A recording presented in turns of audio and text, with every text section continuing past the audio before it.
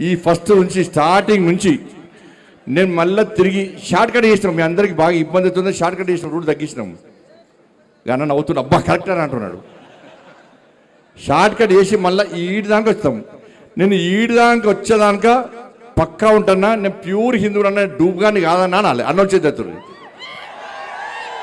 మీరు ఒక్కవేళ లేరనుకో డూబే, నేను చూసినా చూడకుండా పొద్దున్న లేసాక నేను డూబునా ఒరిజినల్ అనుకుంటారు. మీరు అందరు ఉంటారు కదా పక్క, ఇంట్లో ఇబ్బందులు లేవు కదా పక్క. నా యాత్ర పట్టేది ఇస్తలేనా, 16 సంవత్సరాల నుంచి ఇస్తాను యాత్ర. ఇది రాజకీయం కోసమో, ఓట్ల కోసమో, సీట్ల కోసమో, వ్యక్తుల కోసమో ఈ యాత్ర తీస్తలేమన్నా. ఇవాళ దేశంలో ఉన్న పరిస్థితి తెలుసు, కరీంనగర్లో ఉన్న పరిస్థితి తెలుసు, తెలంగాణ రాష్ట్రంలో ఉన్న పరిస్థితి తెలుసు. హిందూ సమాజం ఏ విధంగా ఇబ్బంది పడుతుందో తెలుసు.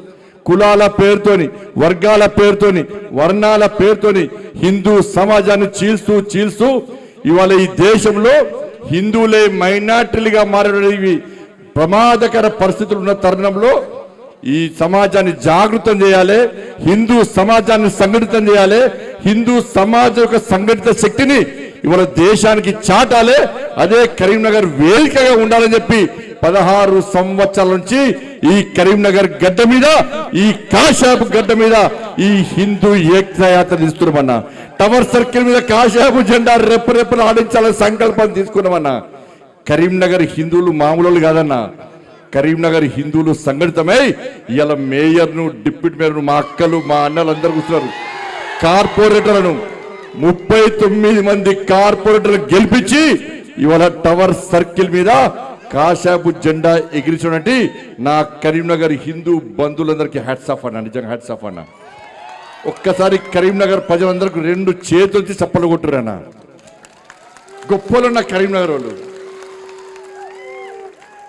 ఇలా ఈ విజయము ఈ హిందూ సమాజానికి అంకితం అనేది. ఇలా కరీంనగర్ దేశంలో, రాష్ట్రంలో పరిస్థితి, దేవాలయాల మీద దాడులు, గోహత్యలు, లవ్ జిహాదీ పేరుతోని హిందూ అమ్మాయిలను చేర్చించడం, దాంతో పాటు దేవాలయాల మీద దాడులు, ఇలా విగ్రహాలను విధ్వంసం చేసే పరిస్థితి ఈ తెలంగాణ రాష్ట్రంలో ఉంటే ఇవాళ స్పందించాల్సిన స్థాయిలో హిందూ సమాజం స్పందించకపోవడానికి కారణం హిందూ సమాజం లోపల ఇంకా చైతన్యం నింపాలి. ఒక హిందూగా, ఈ హిందూ ధర్మం కోసం పనిచేసేటువంటి ఒక వ్యక్తిగా నా బాధ్యతను నెరవేర్చాలని చెప్పి ఒక సంకల్పం తీసుకొనే ప్రతి సంవత్సరం హిందూ ఏకయాత్ర ఇస్తున్నామన్నా. దానికోసమే తప్ప ఇలా రాజకీయ ఎన్నికల్లో ఓట్ల కోసం కాదన్న విషయాన్ని గుర్తుంచుకొని ఇవాళ కరీంనగర్లో కాదు, దేశవ్యాప్తంగా ఇలా హనుమాన్ జయంతి సందర్భంగా యాత్రలు ఇస్తున్నాం. ఇవాళ చాలా మంది స్వాములు ఇలా జెండా చేతిలో జెండా పట్టుకొని హనుమాన్ మాల ధరించి కింద కాళ్ళకు చెప్పులు లేకుండా ఎండలో ఎండుతూ ఇవాళ కాళ్ళకు ముళ్ళు గుచ్చినా, రాళ్ళు గుచ్చినా, కాళ్ళు కాలినా జై శ్రీరామ్ జై శ్రీరామ్ అంటూ మాలాధరణ ధరించినటువంటి స్వాములందరూ కూడా ఇలా కొండగట్టకు యాత్ర పోతున్నా. నేను ఆ స్వామివారి వేడుకుంటున్నా, ఎవరైతే దీక్ష తీసుకున్నారో వాళ్ళు వాళ్ళ కుటుంబాలు నిండు నూనెలు ఆయురారోగ్యాలతో ఉండాలి. ఏ సంకల్పం తీసుకొని ఏ కష్టాలున్నాయో, ఏ ఇబ్బందులున్నాయో ఆ ఇబ్బందులను స్వామివారికి వేడుకొని వాళ్ళ మాలధరణ ధరించారో ఆ ఇబ్బందులను తొలగిపోవాలని చెప్పి ఆ స్వామివారి ఆశీర్వాదాలు వాళ్ళందరికీ ఉండాలని చెప్పి ఇలా వేడుకు. అదే స్ఫూర్తనా వాళ్ళ జై శ్రీరామ్ అనే నినాదం ఏదో పైసలు రాలుతాయా, కడుపు నింపుతుందా అని చెప్పి దానికోసం కాదన్న జై శ్రీరామ్. ఇలా గొంతు లోపటి నుంచి పుట్టుకొచ్చినటువంటి స్వరం జై శ్రీరామ్ నినాదం. ఇది కేవలం హిందువులకు మాత్రమే దక్కిన వరం జై శ్రీరామ్ నినాదం అన్న విషయాన్ని ఒక్కసారి గుర్తుంచుకోండి.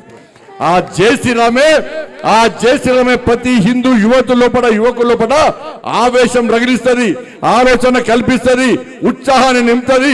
ఈ దేశం కోసం, సనాతన ధర్మం కోసం, హిందూ సమాజం కోసం, హిందూ సమాజానికి ఆపదొస్తే, హిందూ ధర్మానికి కష్టాలు వస్తే, హిందూ సమాజాన్ని చీల్చే ప్రయత్నం చేస్తే ఈ జై శ్రీరామ్ నినాదమే ఒక కాశాపు జెండాగా మారి ఇలా ప్రతి హిందూ చేతిలో ఒక జెండాగా ఆ విధంగా మారి ఈ సమాజం కోసం ప్రాణాలకైనా తెగించి కొట్లాడే సత్తా చూపడానికి కల్పించే ధైర్యమే నా జై శ్రీరామ్ నినాదం అనే విషయాన్ని వీళ్ళందరూ గుర్తుంచుకోవాల్సిన అవసరం ఉంది. దానికోసమే హిందూ ఏకయాత్ర. ఈ హిందూ ఏకయాత్రనే ఒక సామాన్య కార్యకర్తను ఇలా నాయకుని తయారు చేసిందన్న. ఈ కరీంనగర్ గడ్డ మీద పుట్టినన్న, ఈ కరీంనగర్